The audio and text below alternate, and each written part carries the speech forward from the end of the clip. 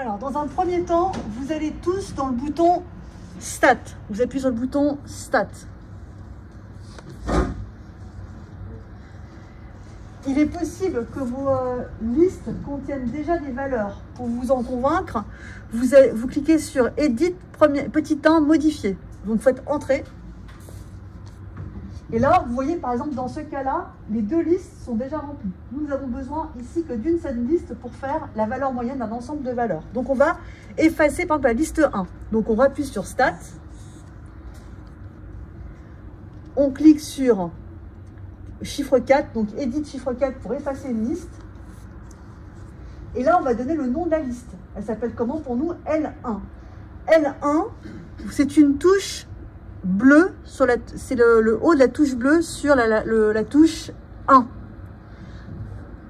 Donc on fait la touche seconde, puis la touche 1, puis Entrée. Pour vous convaincre que la liste a bien été effacée, on retourne sur Stat, Edit, Modifier, Entrée. Et là, la liste 1 est bien vide. On remet le curseur sur la première ligne de la liste 1. Et on saisit les valeurs que je dicte dans un moment de bonté. 25,3, 25,3, Entrée. 25,3, Entrée. 24,6, Entrée. 25,3, 24,4, 24,2, 24,4, 24,6, 25, 24,6, 24,3, 24,8, 25,1, 25,3, 25,7.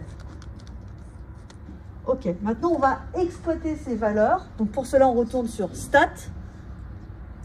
Et donc vous avez le deuxième onglet qui s'appelle Calque. Entrée. Alors ici, nous avons les statistiques sur une variable, d'accord? Donc on va prendre le premier chiffre, le 1, pour les statistiques sur une seule variable. Chiffre 1, Entrée. Et donc là, on vous demande sur quelle liste on va faire les statistiques. Donc pour nous, c'est la liste 1.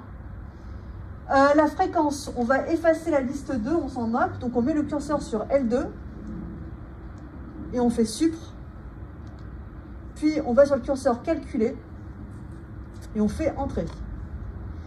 Donc ici, on a X bar qui correspond à notre valeur moyenne. 24,86, dans notre cas, c'était des distances focales, donc 24,86 cm. On retrouve n égale 15, ce petit n égale 15 qui ne correspond à rien d'autre qu'au nombre de valeurs qu'on a saisies. Et l'écart type expérimental, c'est le 0,4579 457. Autrement dit, c'est quoi?